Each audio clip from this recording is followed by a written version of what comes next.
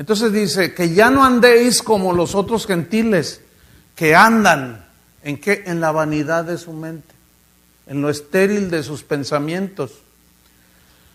Pablo, como verdadero ministro del Evangelio, él se rehusó a andar como andan los falsos apóstoles. Segunda de Corintios 4:2. Miren lo que dijo aquí. Dice así, segunda de Corintios 4:2. Antes bien, renunciamos a lo oculto y vergonzoso. No andando, ahí está, no andando. Eso no es de, Pablo dice, eso no es de mi actividad como ministro del Evangelio. No andando con astucia, ni adulterando la palabra de Dios. Ok, vamos a estudiar este versículo. Dice Pablo, nosotros antes bien renunciamos. Renunciar aquí significa rehusar andar, renunciar a andar en conductas torcidas. Fíjense lo que está diciendo Pablo. O sea, él está hablando del andar de un ministro, de un cristiano maduro, entendido de la voluntad de Dios, que quiere hacer la voluntad de Dios. Dice, nosotros renunciamos a andar en conductas torcidas. Eso es lo que significa. Y luego dice, renunciamos a lo oculto. Esta palabra oculto es muy interesante porque viene de una palabra griega kruptos, de donde se deriva la palabra castellana cripta. Ahora, ¿qué hay en una cripta? Un muerto. Y kruptos, que se traduce oculto, significa ocultar algo, esconder algo. ¿Qué está escondido debajo de la tierra y en una cripta? Un cadáver, un muerto, que huele mal, hay putrefacción, hay corrupción. Entonces dice Pablo, nosotros renunciamos a andar en conductas torcidas, ocultando, escondiendo. No tenemos cosas putrefactas, corrompidas. Nosotros no tenemos secretos escondidos. Eso significa también cruptos, oculto. Y habla, en definitiva, de las intenciones malvadas del corazón. Dice Pablo, no, yo no soy de esos.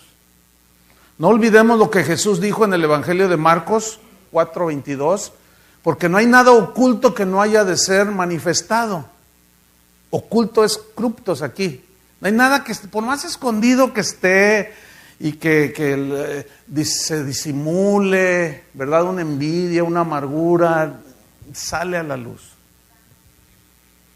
De lo que está lleno el corazón, ¿qué dijo Jesús? Hablará la boca.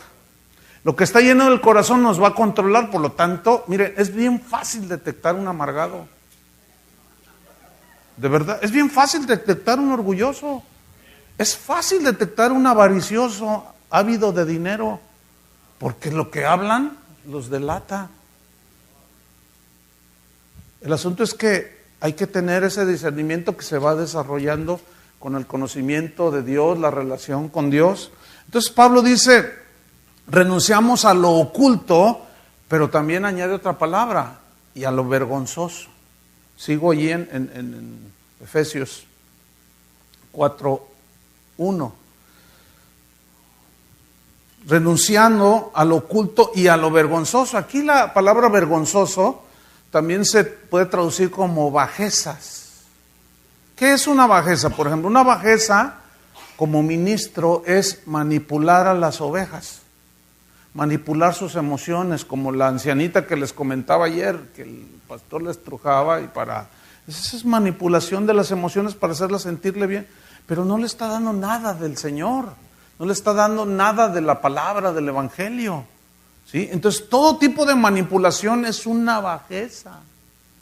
Y luego dice, no andando con astucia. Pablo, otra vez entramos en el contexto, Pablo está hablando acerca del andar de un verdadero ministro, ¿sí? Que camina en la madurez, entendiendo la voluntad de Dios, sabiendo cuál es la voluntad de Dios y haciéndola. Y él está hablando de una conducta recta, prudente, limpia, sincera. Por eso dice, no andando con astucia.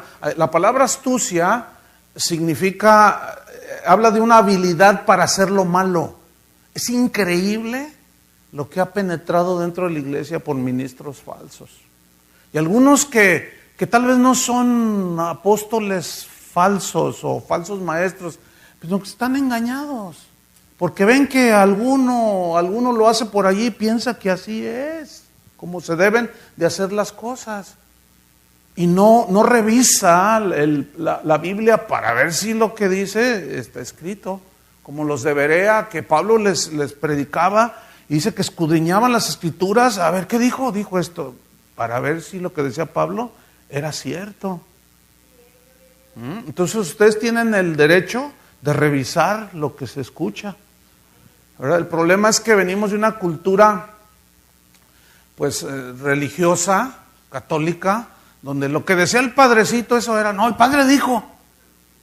Entonces nos acercamos a alguna iglesia cristiana, decimos nos acercamos a Cristo, y el pastor dijo, o sea, lo mismo. Y hacemos, nada más lo trasladamos ahora al cristianismo protestante o evangélico, ¿sí? Oye, pero no, el pastor dijo. Bueno, sí, pero eso que dijo el pastor, ¿está en la Biblia? ¿Tiene fundamento bíblico? Pues Pablo dice, nosotros no andamos así. Nosotros renunciamos a lo oculto y a lo vergonzoso. No usamos de habilidad, de astucia para hacer lo malo. Una vez estaba escuchando en un canal por allí de televisión cristiana, cuestionable, a un predicador allá de México. Entonces estaba diciendo un montón de cosas. ¿Cómo es posible? Entonces yo le mandé un correo, le dije, mire apóstol, porque él dice que es apóstol. Entonces yo le dije, mire, con todo respeto apóstol, lo que usted está diciendo o dijo en esta enseñanza, lo torció para sacarle dinero a la gente. Entonces me dice, no, yo sé cuál es el significado. Dice, no, yo sé cuál es el significado. Lo que tú me dices es verdad, yo lo sé. Entonces yo le conté, entonces ¿por qué lo haces? Dice, porque a mí me funciona. Y luego dice, ¿qué no sabes que la naturaleza de las ovejas es dar lana? Usted entiende ese doble, ¿no? Porque hay algunos de salvadoreños, guatemaltecos, en México decimos lana, dinero. Entonces dice, la naturaleza de las ovejas es dar lana, entonces a las ovejas hay que trasquilarlas. Increíble, increíble. Entonces dice, renunciamos al oculto, a lo vergonzoso, no andando con astucia, ni adulterando la palabra de Dios. Adulterar significa corromper, significa manejar engañosamente, o sea, de manera engañosa para sacarle a la gente el provecho, ¿sí? Por ejemplo, los que predican acerca de los que son los predicadores de la prosperidad, ellos hacen parecen cirqueros, hacen cada malabar con la palabra de Dios, la tuercen de tal manera, seguramente habrán oído de la túnica de Jesús como argumento para decir que él era rico, que la túnica de Jesús era de una sola pieza, síntoma de que era calidad Hugo Boss, que era carísima. Lo que estos no explican es que a Jesús lo desnudaron y lo azotaron y le pusieron una túnica a los soldados. Por eso tiraron un volado, porque sí era de costosa, pero esa se la pusieron estos otros. Y tuercen todo, con una habilidad impresionante, y la gente en la ignorancia dice, amén, amén, sí, gloria a Dios, es verdad. Y por otro lado el Señor dice, llega uno y le dice, Señor, te seguirá donde quiera que vayas. Dice, mira, las aves tienen nidos, las zorras tienen sus cuevas, el Hijo del Hombre no tiene ni dónde recostar la cabeza. A ver, ¿cómo lo equilibras? Será pobre, es que ese no es el mensaje del Evangelio, hermanos. La necesidad fundamental de un ser humano es la salvación. No tener la mejor casa, el mejor coche. La necesidad fundamental del ser humano es la salvación. Y una vez obtenida la salvación por gracia, viene el discipulado para formarlos a la imagen de Jesús. Ese es el cristianismo. Entonces Pablo dice, ni adulterando la palabra de Dios, sino por la manifestación de la verdad. Entonces Pablo está hablando de un andar propio de un ministro del Evangelio. Pero también como cristianos tenemos que tener ese andar digno. Pablo reprendió el andar desordenado de algunos cristianos que vivían en Tesalónica. Vamos allí a 2 Tesalonicenses 3, 6. 2 Tesalonicenses 3, 6. Fíjense cómo había algunos cristianos allí que no estaban glorificando a Dios con su conducta. Y Pablo los reprende. ¿Por qué? Porque no entendían cómo debía ser su conducta. Eran inmaduros, con seguridad. Entonces, miren lo que les dijo, 2 Tesalonicenses 3:6. Dice así: pero os ruego, hermanos, pongan atención a esto, os ruego, hermanos, en el nombre de nuestro Señor Jesucristo, fíjense lo que dice, que os apartéis de todo hermano que ande desordenadamente, y no según la enseñanza que recibisteis de nosotros. Porque vosotros mismos sabéis, o sea, ya conocéis, ya tienen conocimiento, de qué manera debéis imitarnos. Pues nosotros no anduvimos desordenadamente entre vosotros. O sea, tenían una conducta propia de un ministro. Y luego dice en el versículo 10, porque también cuando estábamos con vosotros, os ordenábamos esto. Si alguno no quiere trabajar, tampoco coma. ¿Por qué dijo esto? Porque algunos cristianos en Tesalónica decían, no, pues los cristianos, los hermanos son bien buenos. Y no faltó el flojo, no faltó el que abusaba de la generosidad de los creyentes. Y esto se sigue dando, hermanos. Hay gente que llega a las iglesias, oiga pastor, ayúdenme, no, necesito $10,000 y pues ustedes son cristianos, ayúdenme. Oye, no, pero pues a ver, somos cristianos, pero no somos beneficencia pública. A todo el que llega y pide, o sea, no, tenemos que tener sabiduría y discernimiento, hermanos, porque algunos viven así. Los domingos se van y visitan 10 iglesias y de a $100 que saquen, son $1,000. Pues no hacen nada, pero como somos bien buena onda, pero nos falta sabiduría. O sea, hay que ser generosos, pero hay que pedirle a Dios sabiduría también. ¿O no? Nosotros hemos detectado gente en la congregación que le piden $5 a él y pues como aquí Isaías es bien buena onda, pues sí, no, pues ¿qué son $5? Pero a 50 hermanos de a $5. Y como es una congregación de varios miles de personas, pues quién sabe cuánto les pedirán. Entonces yo instruyo a la gente y les leo esto y les enseño para que maduren, tengan sabiduría. Y a ver, ¿cómo? A ver, hermano, ¿que no tienes trabajo? Pues yo tengo un negocio, yo te doy trabajo. Ah, no, pues es que... Entonces...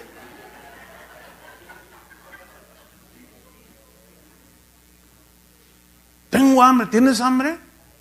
Ok, mira, vamos aquí, hay un restaurancito ahí cerca. Ya tenemos trato allí con el dueño.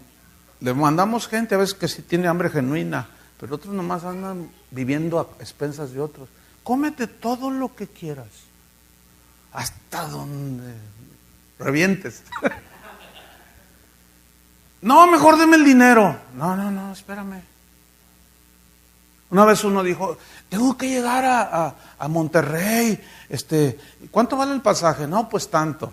Le dije, mira, aquí a súbete, vente, vamos. ¿A dónde me lleva? No, vente, vamos. Entonces, por allí pasan, es la salida de los autobuses hacia Monterrey. Entonces paré uno y nos subimos. Y le dije al chofer, no le cierre, nada más él se va a ir. ¿Cuánto vale el pasaje a Monterrey? Tanto. Y se lo pagué ahí. Le dije, toma para que comas algo en el camino. Y me bajé. Entonces yo fui siguiendo el autobús. A las 4 cuadras se bajó. Y lo alcancé. Le dije, ¿qué pasó? No, bueno, es que quién sabe qué. Hermanos, tenemos que ser sabios.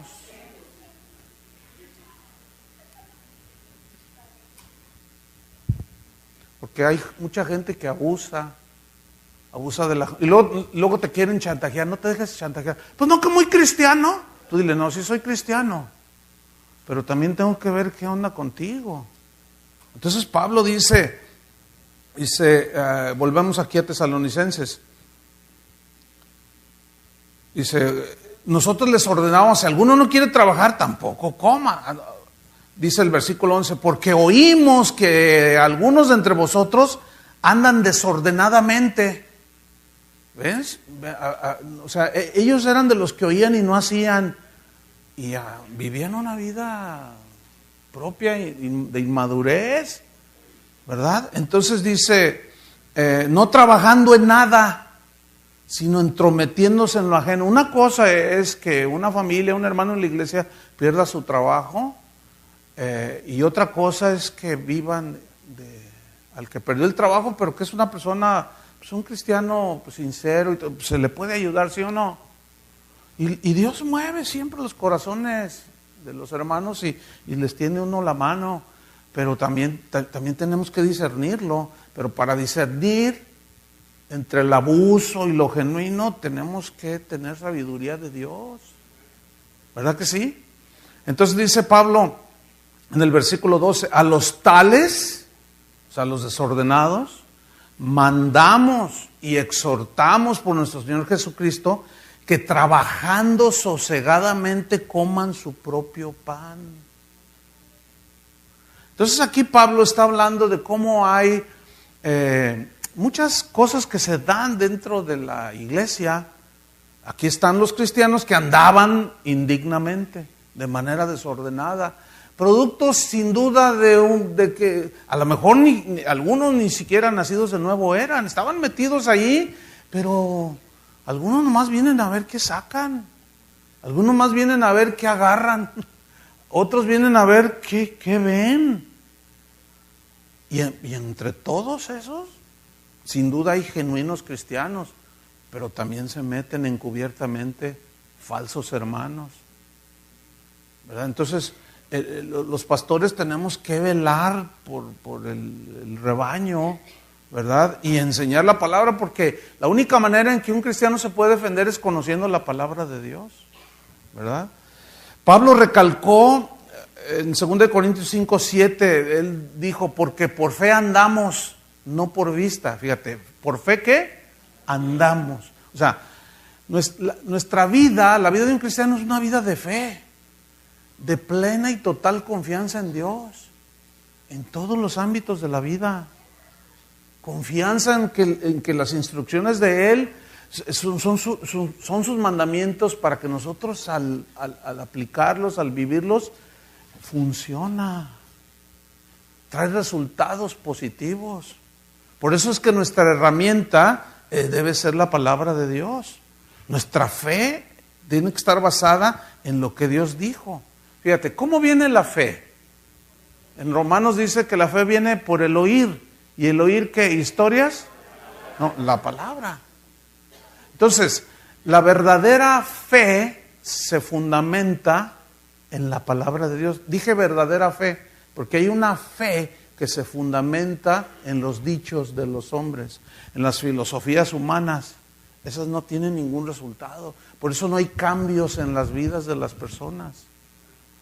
La fe que salva es la fe que está basada en lo que Dios dice, en qué consiste la salvación, que Cristo murió por nosotros. Pero ahora fíjense cómo se atrae a la gente hacia las iglesias. Vamos a hacer una campaña y venga a recibir su milagro. Así les dicen, venga a recibir su milagro. Curso de finanzas, quién sabe qué, y luego les enseñan toda su doctrina y al final les dicen, ¿quién quiere recibir a Cristo? Pues todos. Pero no hay arrepentimiento, no hay dolor por el pecado. Y no, pues si aceptas a Cristo te va a ir bien. Y son puros engaños hacia la gente, ¿verdad? Entonces, no, nuestra fe tiene que estar basada en la palabra de Dios. En 2 de Juan 1:4, Ahí habla de, mira, dice 2 de Juan 1:4, dice, mucho me regocijé porque he hallado a algunos de tus hijos andando en la verdad. Cuando dice algunos, es que no todos andaban. Andaban algunos de tus hijos andando en la verdad conforme al mandamiento que recibimos del Padre. Entonces, cada uno de nosotros debe velar de manera personal por andar, ¿entienden? En lo que corresponde a un hijo de Dios. Si realmente hemos recibido la salvación, tenemos que, nuestro andar tiene que ser alrededor de las cosas que tienen que ver con lo espiritual, con la palabra de Dios, con Dios. Por eso somos cristianos. Volvamos a Efesios 4:1. Yo pues, preso en el Señor, os ruego que andéis como es digno de la vocación con que fuisteis llamados. Aquí la palabra que resalta, o que yo quiero resaltar, es la frase andar como es digno, como es digno. Ahora, la palabra digno aquí es muy interesante. Viene del griego axios, y axios significa, literalmente significa peso, pero alude a una balanza, ¿sí? Donde pesaban el trigo o el maíz o algún grano. Todos hemos visto, conocemos una balanza, ¿no? Aquí tenemos una mole de hierro de no sé qué, 5 libras, ¿verdad? Entonces lo ponemos en la balanza. ¿Y cómo se hace la balanza? Así, ¿cierto? Entonces comenzamos a poner el trigo o el maíz y comienza a nivelarse, y cuando está nivelada la balanza, significa que son 5 libras de maíz, y eso habla de un equilibrio. Tiene un peso equivalente en cada lado. Entonces, aquí es donde viene, o que nos da luz, lo que Pablo está enseñando. Acuérdense que él estaba interesado en que la gente tuviera conocimiento. Es esto en la balanza, conocimiento. ¿Cómo se equilibra la balanza? Con la conducta, con la aplicación del conocimiento. ¿Entienden? Hay quien tiene mucho conocimiento, pero no tiene carácter, no tiene formación, entonces está todo desequilibrado, y es soberbio, orgulloso, y siempre anda presumiendo, y que yo predico en las mejores iglesias, que a mí me invitan allá, y a mí me quieren hacer pastor del apóstol quién sabe quién, pero yo no quise. Y siempre andan presumiendo, Y yo estudié esto, y yo lo otro, y siempre están, y sí, tienen un montón de conocimiento, pero no tienen el otro lado. Como no lo aplican, no lo viven, está desequilibrado. Ahora, hay quien quiere vivir la vida cristiana, bien genuina, pero también está así. ¿Por qué? Porque no tiene conocimiento. Y no saben qué es lo que le agrada a Dios. Y ahí es donde entra, hasta sería para una serie completa, ¿no? Entra todas las obras del hombre, entra el legalismo, entran las ideas humanas. Hoy para agradar a Dios hay que, bueno, sería un sinfín de ejemplos que podríamos poner, ¿no? Desde hacer buenas obras hasta cierto tipo de vestimenta y en fin. Entonces, no podemos tener una conducta equilibrada si no hay un conocimiento, y tampoco podemos tener un conocimiento solamente sin una conducta. Tiene que haber un balance, un equilibrio. Por eso dice Pablo, yo les ruego que andéis como es digno de la vocación con que fuiste ya. Ahorita hablamos de esa vocación. Entonces Pablo está hablando pues de ese equilibrio, que es lo que el apóstol Santiago hace en el capítulo 1, versículo 21. Dice, por lo cual desechando toda inmundicia y abundancia de malicia, porque la inmundicia y la malicia ya no tienen nada que ver con nosotros. ¿Sí o no? Ya no tiene que ver nada con nosotros. Nosotros no tenemos que andar ahí con malicia, haciendo cosas para... No, ¿qué es eso? Odiándonos, aborreciéndonos, amargados unos contra otros. Yo sé que los que están sentados de este lado están aquí porque no se llevan con los de acá. Y los de acá son bien buena onda, ¿verdad? Sí. Fíjate, entonces dice, desechando toda inmundicia y abundancia de malicia, estoy en Santiago 1:22, recibid con mansedumbre la palabra implantada, la cual puede salvar vuestras almas, y lo dice en el 22, pero sed hacedores de la palabra. Ahí está el mismo principio. O sea, escuchen conocimiento, pero luego háganlo. ¿Ven? Ese es el gran problema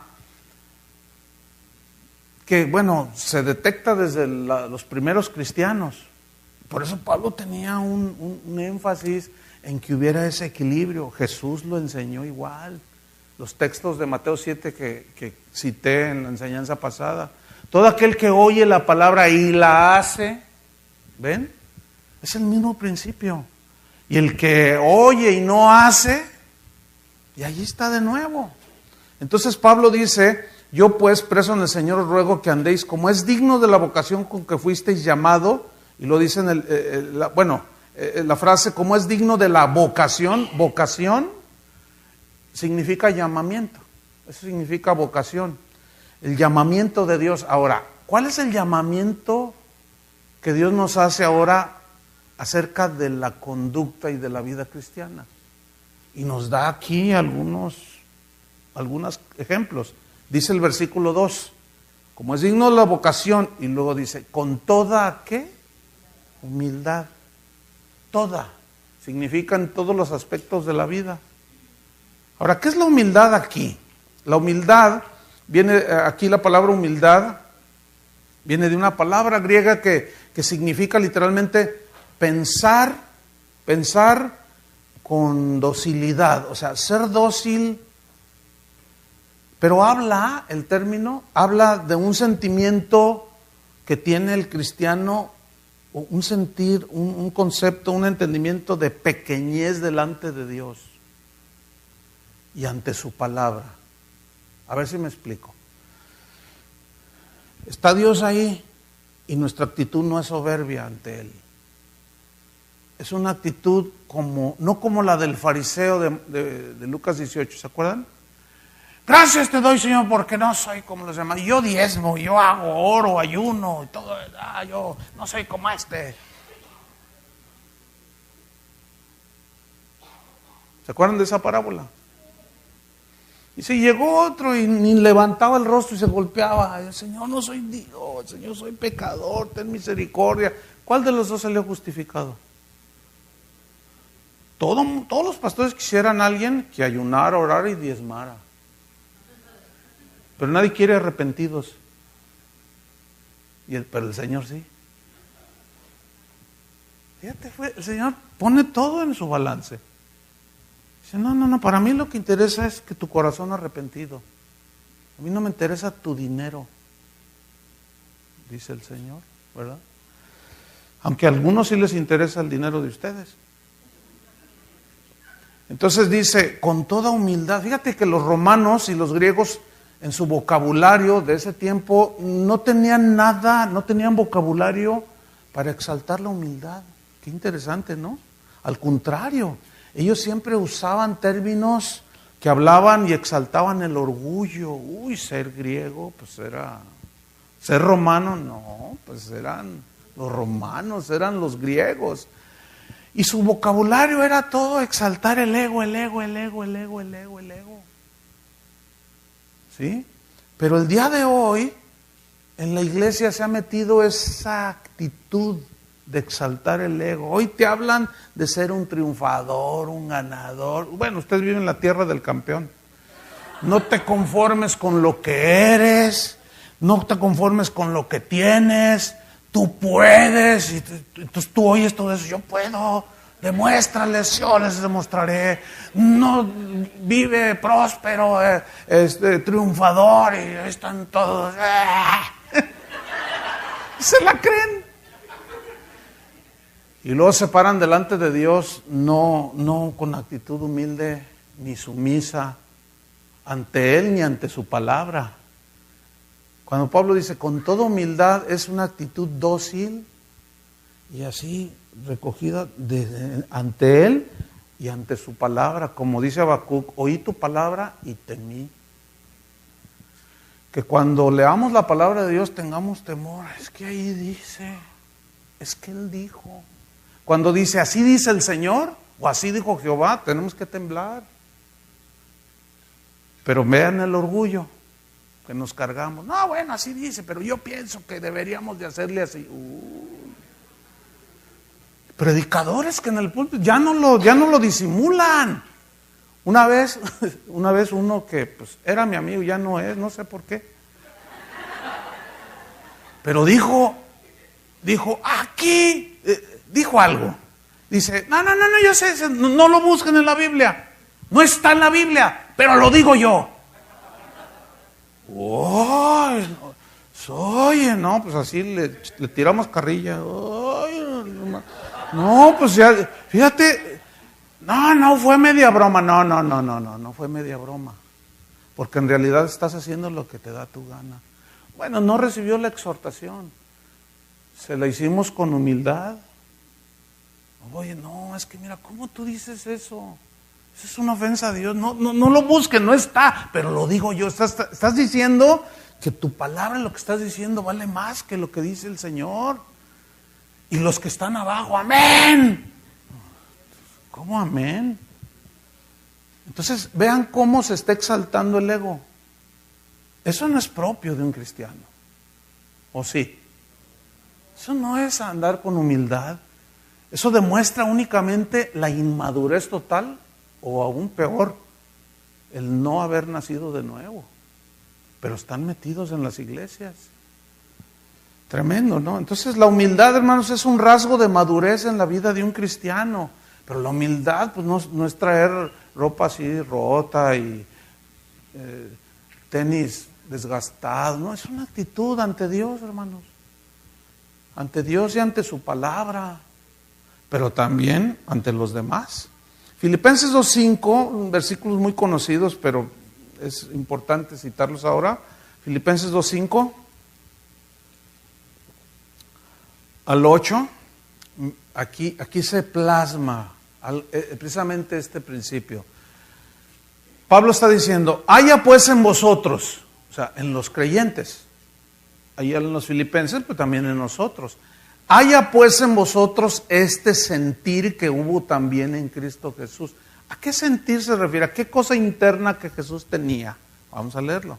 El cual, siendo en forma de Dios, no estimó el ser igual a Dios como cosa que aferrarse, sino que se despojó a sí mismo, tomando forma de siervo, hecho semejante a los hombres, y estando en la condición de hombre, ¿qué hizo? Se humilló a sí mismo, haciéndose obediente hasta la muerte y muerte de cruz. O sea, cuando se fraguó o se planeó el plan de la salvación, bueno, como en Dios hay en la Trinidad de Dios hay una unidad impresionante, no hay ninguna diferencia, hay una armonía indiscutible.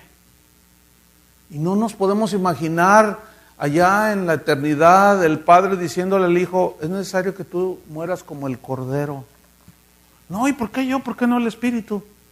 Y el Espíritu diciendo, no, ¿y por qué yo? No existe eso en Dios, ¿entienden? Dios hay una unidad impresionante que nos debe de impactar. Por eso es que el deseo de Dios es ser formados a su imagen. Por eso habla de guardar la unidad, de soportarnos y tener mansedumbre y paciencia los unos a los otros. Es tremendo. Entonces, aquí dice que él, estando en la condición de hombre, no estimó el ser igual a Dios, tener los mismos atributos divinos, o sea, no, sino que en el plan de Dios, el Cordero, Jesús, se sometió y vino a morir por nosotros. Ahora, ¿recuerdan que tuvo una lucha en Getsemaní? Dice que sudaba, era tanta la presión, allí se estaba definiendo la historia, el futuro de todos nosotros los que hemos creído. Cuando cuando yo pienso en esos momentos, siempre me conmueve.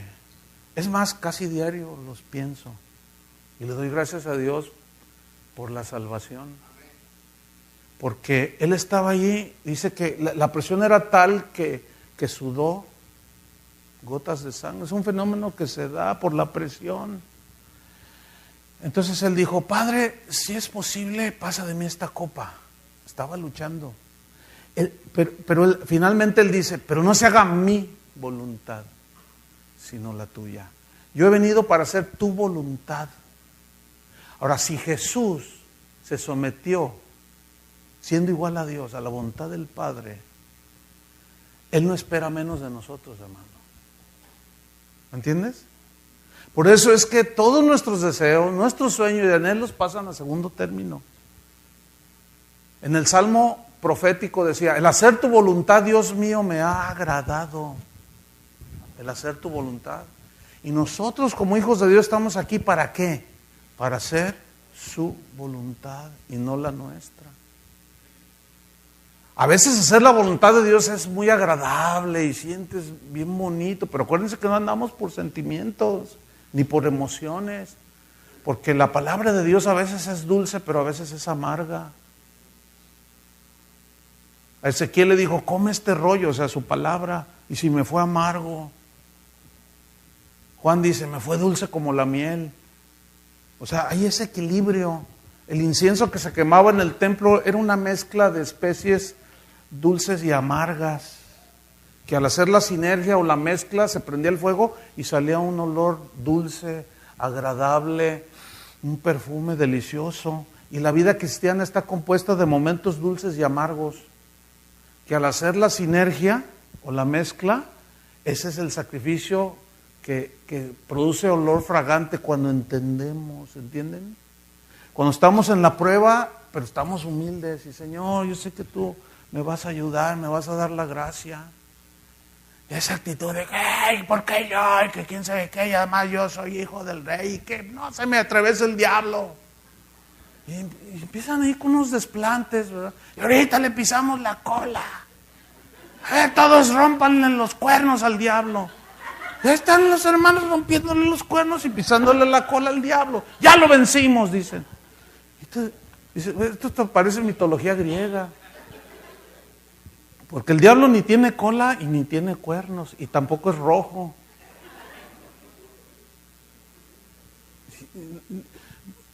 A Pablo le decía a Timoteo, olvídate de eso, aléjate de las fábulas y de los mitos. No, la iglesia está llena de fábulas y de mitos Entonces Jesús tenía esa actitud y dice Pablo, haya en vosotros el mismo sentir. O sea, sometimiento a Dios. Eso significa andar con toda humildad. Pedro lo entendió y lo enseñó también en 1 Pedro 5:5. Él está instruyendo, fíjate, y dice, igualmente jóvenes, 1 Pedro 5:5, igualmente jóvenes, estad sujetos a los ancianos y todos sumisos unos a otros. Ese sería un tema a tratar con más amplitud, pero tenemos que avanzar. Luego dice, revestíos de humildad. Para recibir la exhortación de alguien, tenemos que tener una actitud humilde, ¿no? Para aceptar nuestros errores, tenemos que tener una actitud humilde, ¿sí o no? Para recibir una enseñanza de alguien, tenemos que tener una actitud humilde. Entonces dice, revestidos de humildad, porque Dios resiste a los soberbios y le da gracia a los humildes. Gracia es el favor, es la capacidad para enfrentar las pruebas de la vida. Es como cuando le dijo a Pablo, bástate mi gracia. O sea, mi gracia te va a ayudar a aguantar la prueba. Pero él tenía un espíritu humilde. He rogado 3 veces que lo quite de mí, pero me dijo, bástate mi gracia. Pues me basta su gracia. Ya entendí que cuando soy débil y no confío en mí, entonces soy fuerte. Pues aquí está el aguijón. A los Gálatas dice, a pesar de yo tuve una enfermedad en mis ojos y a pesar de esa enfermedad les prediqué el evangelio. O sea, nada lo detuvo porque él sabía que su vida estaba en sus manos, en las manos de Dios. Y lo dice el versículo 6, 1 Pedro 5, 6, humillaos pues bajo la poderosa mano de Dios para que Él los exalte cuando fuere tiempo. Humíllense delante de la presencia del Señor. Jesús lo dijo de esta manera, de todos conocido, Mateo 11, 29, llevad mi yugo sobre vosotros. ¿Qué es un yugo? Es lo que llevaban los animales de las yuntas aquí. Llevad mi yugo sobre vosotros y aprended de mí. Él es el máximo ejemplo. Aprended de mí que soy manso y humilde de corazón. Mira esto, aprendan de mí que soy manso. ¿Manso cómo? O sea, ¿en relación con qué? Con la voluntad de Dios. Y humilde de corazón. ¿En relación con qué? Con lo que el Padre le había dicho que hiciera por nosotros. Aprendan de mí que soy manso y humilde y hallaréis descanso para vuestras almas. Si algo busca la gente en este mundo es paz y descanso. Pues así lo encontramos. Mira, crezcamos en el Señor. ¿Sí? Cuando nosotros crecemos en mansedumbre y en humildad, hay paz en el corazón. Porque sabes que estás haciendo la voluntad de Dios. Y tenemos descanso. Y aunque venga un terremoto y las montañas ya no estén, el salmista decía, tú puedes conciliar mis sueños, Señor. ¿No es cierto? Él es nuestro descanso. Entonces Cristo fue humilde y obediente a la voluntad del Padre, al plan de la salvación, se sometió. Entonces la humildad no tiene nada que ver con la pobreza material, sino con la condición interna del corazón. ¿Cómo le hacen los jugadores cuando meten un gol? Así el corazón, háganle todo eso. ¿Cómo le hacen? No, yo no puedo. ¿No han visto? Así como que le dicen a su esposa, a ver, te dedico el gol, y le hacen el corazón. ¿Quién sabe cómo le dicen? No puedo. ¿Será porque no meto goles? Entonces, obviamente, lo contrario de la humildad, pues es el orgullo, ¿cierto? ¿Se acuerdan de Isaías 14, 12? ¿Cómo caíste del cielo, oh lucero, hijo de la mañana? Dice, cortado fuiste por tierra tú que debilitabas a las naciones, tú que deseas en tu corazón. Se hace una alusión al ángel Luzbel, ¿verdad? Tú que deseas en tu corazón, noten esto, tú que deseas que a ti mismo, en tu corazón. ¿Qué decía el fariseo? Dice, oraba consigo mismo. O sea, a ti mismo. Cuando tú, fíjate, a veces está ese asunto. Ah, mira, Dios me está usando porque pues, yo no fui tan malo, que párale ahí. No, Dios me está usando porque yo oro más que aquel. Cálmate, fariseo. Dios me usa con mucha unción y poder porque yo ayuno. Dios me bendijo y me dio esta casa porque yo sí. No, porque entonces ya nos estamos jactando de lo que hacemos. Y todo es por gracia. Pablo decía, yo soy lo que soy. Yo he trabajado más que todos vosotros, pero no yo, sino la gracia de Dios conmigo. Todo lo recibimos por gracia. ¿Qué decía el grande mandamiento? ¿Amarás al Señor tu Dios? Porque luego decimos, no, es que yo soy bien inteligente, es que yo estudié en Harvard, es que yo soy bien, no, soy bien picudo, no, yo soy bien inteligente, no, yo me las gasto bien, es que yo estudié acá, leí allá, y empezamos a decir que nosotros, bueno, pero si analizamos y ponemos el equilibrio, ¿qué dice el grande mandamiento? ¿Amarás al Señor tu Dios con qué? ¿Con toda tu mente? Ahí están tus pensamientos. ¿Quién te dio la mente y la capacidad de pensar? Dios. Con todas tus fuerzas, ¿quién te dio las fuerzas? Con todo tu ser, ¿quién te dio? Dios. Entonces todo es de Dios. Y las gracias sean dadas a Dios. Y el reconocimiento y la gloria es ¿para quién? Para Dios.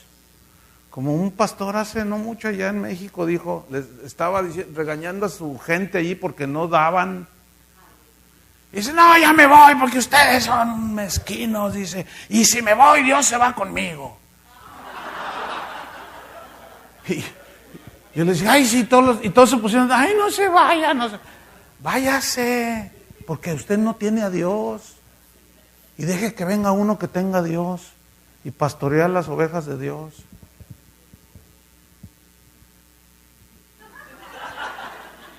Esto no les gusta a algunos, están metidos allí,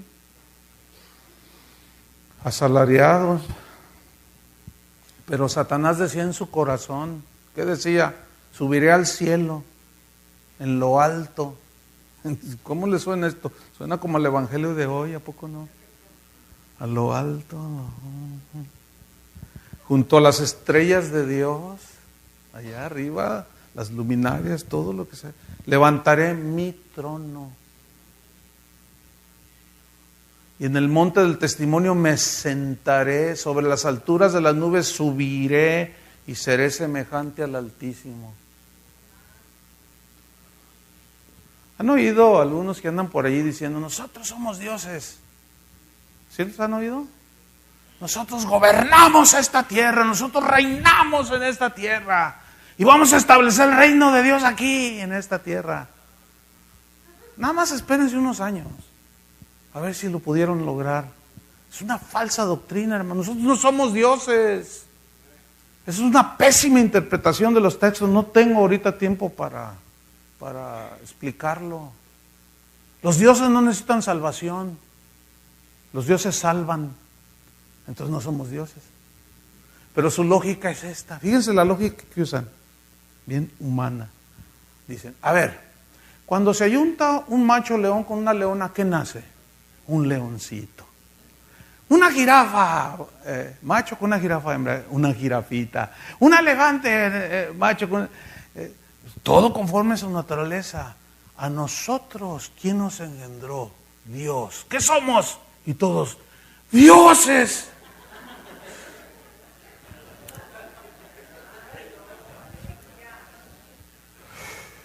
Increíble, increíble. Increíble.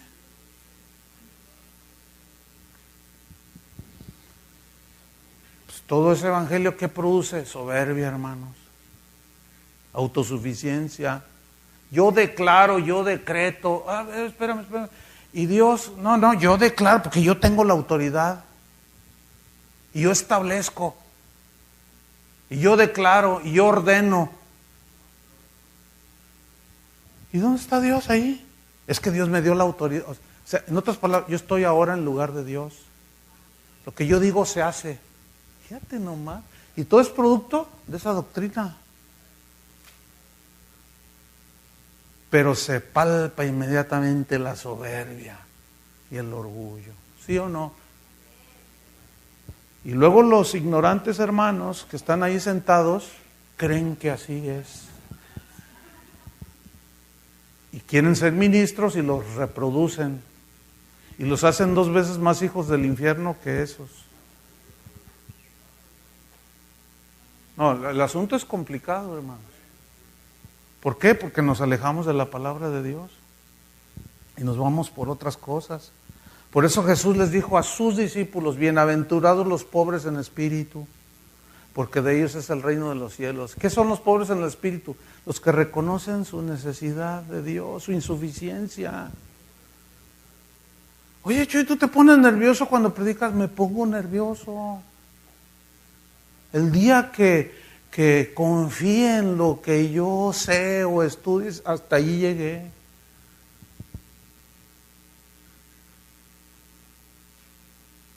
Allá yo solo donde esté, yo estoy allí con el Señor. El Señor, ayúdame. Yo no puedo.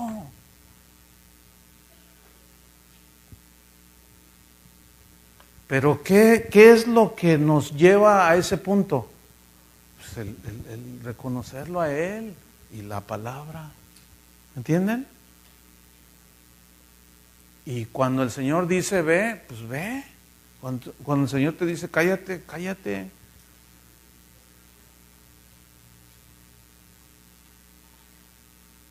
Estamos aquí para hacer la voluntad de Él.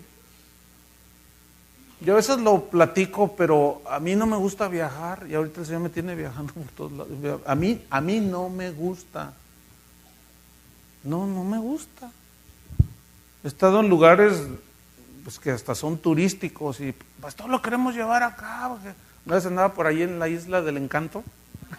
Pastor, mejor ya me quiero ir a mi casa. Pero ¿cómo? Viene a la Isla del Encanto y se pierde de las maravillas. No, las maravillas están en todos lados. No, gracias, de verdad. O sea, no. A veces, bueno, cuando salgo de vacaciones con mi familia, claro, ¿no? O sea, hay que entender esto. Pero lo que estoy diciendo es, a mí me gusta estar en mi congregación. ¿Me entiende? A mí me gusta pastorear a la gente que Dios puso allí. Enseñarles, aguantarlos. Porque las ovejas a veces parecen abejas.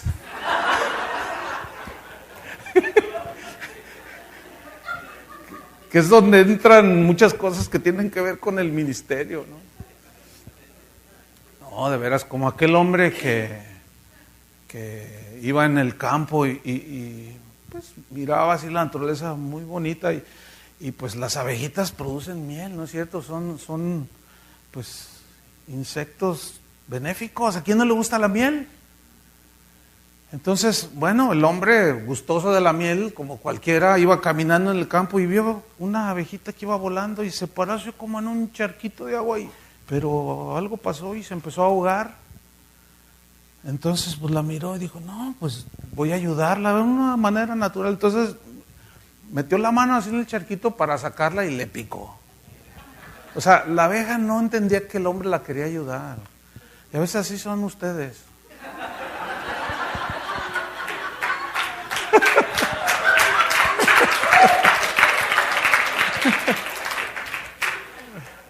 Bueno, allá las ovejas allá de Guadalajara, pues, 30 años allí, imagínense, ya entienden, ¿no? O sea, aguantan la vara porque saben.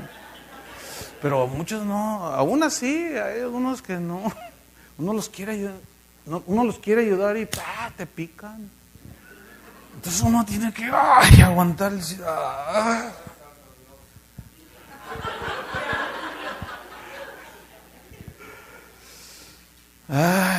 El orgullo es el pecado de resistir a Dios, hermano. El orgullo es el pecado de competir con Dios. ¿Cómo competir? ¿Sí? Compiten con Dios. El pecado del orgullo es cuestionar su palabra. Pero la humildad es someterse a Dios y a su palabra. El orgullo, pues, es la raíz de todo pecado. Por eso es que nada tiene que ver con el cristiano, porque el orgullo no tiene nada que ver con Dios. Jesús es humilde. ¿Entienden? ¿Se acuerdan a Satanás sembrando allá en el huerto del Edén el orgullo? No, lo que pasa es que sabe Dios que si tú comes seréis igual a Dios. Fíjate, y le tocó eso. Fíjate, en el mundo como es, siempre apelan al orgullo, siempre. Compra este auto para que te sientas realizado. Usa esta ropa para que te sientas segura. Entonces ahí va toda la gente, toda esa exaltación al ego, todo, nada que ver. Entonces el orgullo no reconoce ni acepta el pecado. Y cuando un cristiano se enorgullece y no acepta, se queda estancado y no crece, ni madura. Cuando nos rebelamos a la voluntad de Dios, nos estancamos. ¿Se acuerdan de Jonás? Él había aceptado el llamado de Dios para ser profeta. Levántate, Jonás, heme aquí, Señor. Levántate y ve a Nínive. ¿Y qué voy a hacer? Predícales. No, ¿cómo esos? No, yo no voy. Ve y predícales. Dice que quiso huir de la presencia de Dios. Fíjate nada más. Y se subió a una barca queriendo huir de la presencia del Señor. El salmista, cuando estaba así bien en el Señor, David dijo, ¿a dónde huiré de tu presencia? Si me fuere al extremo allá, a lo profundo del mar, al fondo del universo, ahí estás tú. No nos podemos esconder de Dios. Pero él se engañó a sí mismo. ¿Por qué? Pues tenía sus rollos acá adentro. Y se metió en una barca y se fue. Dice que se metió allá a la barca y el diablo lo sacudió, así dice, ¿verdad? Así dice que el diablo. ¿Quién preparó la tempestad? Dios. Y él sabía porque les dijo, tírenme al mar porque yo sé que por mí es el asunto. Pero no se doblaba ante Dios. Y muchos cristianos, yo los oigo, amén, yo sé que estoy mal, pero pues en su tiempo no sé qué, que yo, que... Jonás.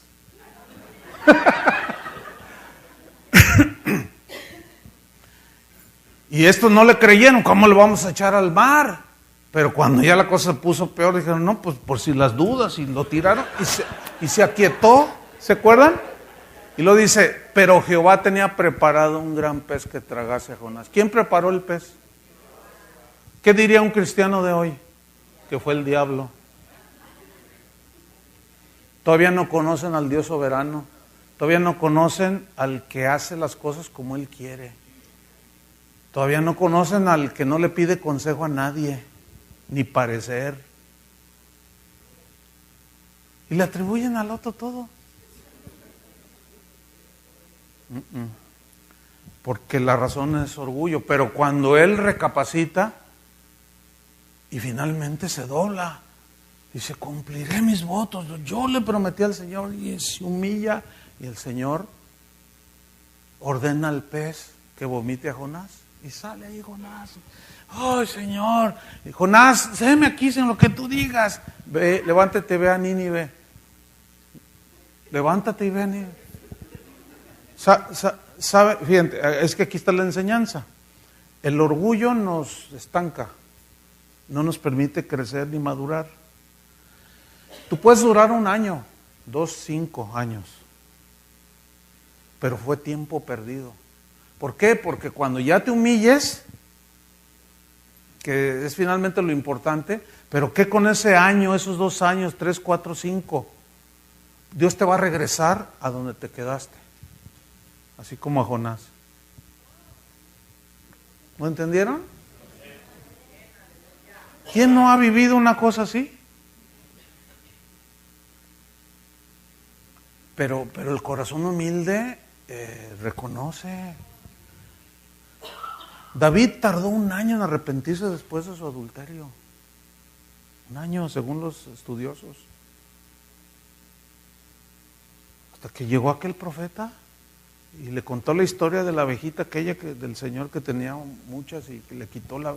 Entonces ahí surge el David justo. No, es injusto eso. Él quiso que muera. Eres tú, me dice. Y en eso, Salmo 51, y se arrepiente. Pero tardó 1 año. Y las consecuencias tuvo que enfrentarlas.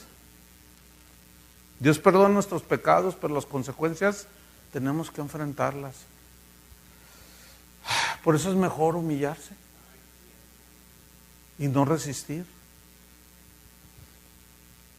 Bueno, hasta ahorita yo nunca le he ganado una a Dios. ¿Algunos de ustedes sí? Nunca me he salido con la mía. Hay algunos que piensan que se van a salir con la suya. Y no, se están engañando. Entonces la humildad permite vernos tal y como somos. Por eso Pablo, mira, cuando les dice con toda humildad, bueno, los cristianos de aquel tiempo estaban más entendidos y tenían un contexto, un conocimiento del Antiguo Testamento, y inmediatamente, es como ahora, ¿no? Somos cristianos y escuchamos la palabra, sabemos.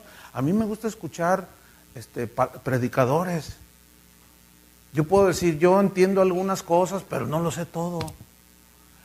Y cuando estoy oyendo la palabra de boca de otros, ay, el Señor me confronta, el Señor me habla y ay, ¿por qué? Porque ese es el poder de la palabra, ¿entienden? Y nosotros vivimos es nuestro alimento, la palabra de Dios. Entonces la humildad permite vernos tal y como somos. ¿Se acuerdan de Isaías?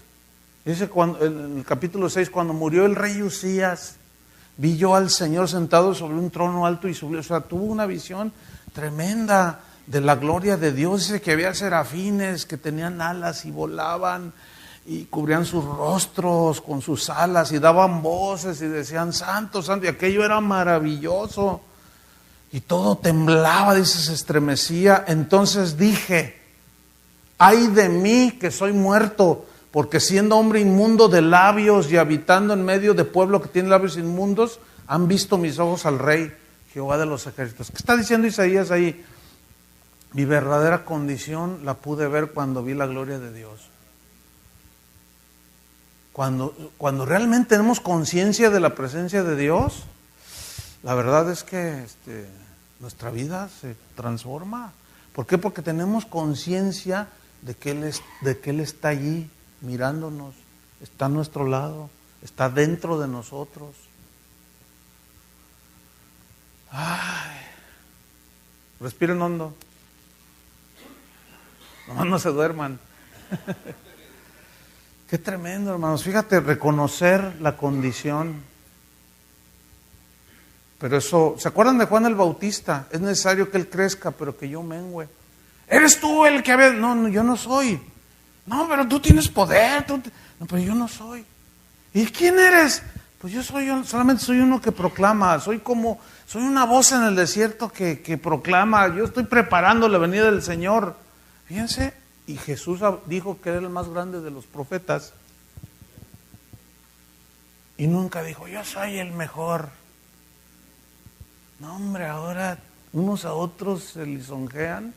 Y ahí está el apóstol lisonjeando al otro apóstol. Y le dice, tú eres el apóstol de la ciudad. Y el otro se la cree. Y luego ese mismo va a otra ciudad y le dice lo mismo. Y ahí están todos creyendo. El rato están todos peleados. ¿Por qué? Porque todos se creen los salvadores de Houston, o de Guadalajara, o de México. Y pura soberbia, hermanos. Pura soberbia. Sin embargo, Juan decía, es necesario que Él crezca, Él, y yo, ¿qué? Mengüe. El que de arriba viene es sobre todos. El que es de la tierra es terrenal, o sea, yo soy terrenal. Y cosas terrenales habla. El que viene del cielo, o sea, refiriéndose a Jesús, es sobre todos. Pues ahí se ve en realidad la grandeza en la humildad de un verdadero ministro de Dios, Juan el Bautista. Y no traía Hugo Boss, ni traía el camello del año, ni comía chapulines. Bueno, vámonos sobre el final. Volvamos a Efesios, con toda humildad y, ¿qué dice? Mansedumbre, digan todos mansedumbre. Fíjate, todo esto tiene que ver con el carácter, ¿sí o no? Con la formación, o sea que vas creciendo hacia la madurez. Con toda humildad y mansedumbre. Aquí la palabra que se traduce por mansedumbre es una palabra que en el griego es protes o protés y significa, o se traduce espíritu controlado. Fíjate, es bien interesante, mansedumbre, espíritu controlado. Este término, protes, que Pablo usa para hablar de la mansedumbre, es un término que se usaba para referirse a los animales domesticados, a los animales entrenados, como por ejemplo los caballos salvajes. Los caballos salvajes eran domesticados. ¿Cómo los domestican a los caballos salvajes? Pues primero los apresan y luego los jinetes entendidos, adiestrados, se montan en él. Y comienza el trabajo, ¿sí? Y por naturaleza el caballo salvaje, pues brinca. Hay una historia que nos contó hace muchos años, un maestro de la escuela bíblica, se las voy a contar. Tal vez lo han oído, pero viene al caso ahora. Había en la pradera, por allí, dos caballos, una manada de caballos salvajes. Pero el líder se llamaba Pancho. Bueno, estamos alegorizando también, ¿no? Y había otro ahí que los secundaba y los seguía, y se llamaba Pepe. Espero no haya ningún Pepe aquí. O algún Pancho, bueno, está bien. Entonces, Bueno, cuenta esta historia que ellos pues vivían en la pradera, hacían lo que querían, iban a donde querían, corrían a donde les daba la gana, se dormían donde querían, todos eran libres. Pero cerca de allí había un rey que tenía una carroza muy bonita, pero era tirada por caballos. Y de cuando en cuando los súbditos del rey iban a apresar caballos para domesticarlos y arrastrar la carreta del rey. Y cuenta esta historieta que el Pancho miró el polvo a lo lejos y dijo, ahí vienen los súbditos del rey, escóndanse porque esos nos quieren atrapar, nos quieren hacer esclavos. Y el Pepe dijo, no, vamos a dejarnos y pásale ahí todos la alerta, y ahí vienen, escóndanse todos. Entonces, y sí llegaron a apresarlos, pero no los encontraban porque estaban escondidos. Y así andaban cazándolos. Finalmente un día que cazan al Pepe, lo agarran. Entonces el Pancho, así medio ocultado en su idioma caballesco, le gritaba al Pepe, cuando se te suba el jinete, tíralo al piso, no permitas, no te doblegues, porque si tú te doblegas, te van a hacer un esclavo. Entonces el Pepe iba decidido, iba atrapado, iba lazado así, decidido a que no iba a permitir que nadie lo domara. Bueno, pues al otro día lo meten al corral y los lazan de acá y se le monta un jinete y dice, no, y por ahí estaba escondido el Pancho. Y le decía y le gritaba que no te dejes, y el otro brincaba y si el jinete se caía, y otra vez. Fue cediendo el Pepe. Y el Pancho le decía, no te dejes. Se me figura como algunos cristianos, que el Señor los empieza a tratar y empieza a domarlos. Y los rebeldes, ay sí, ¿a poco? Sí, no te creas. Ay sí, no. Cálmate, Pancho.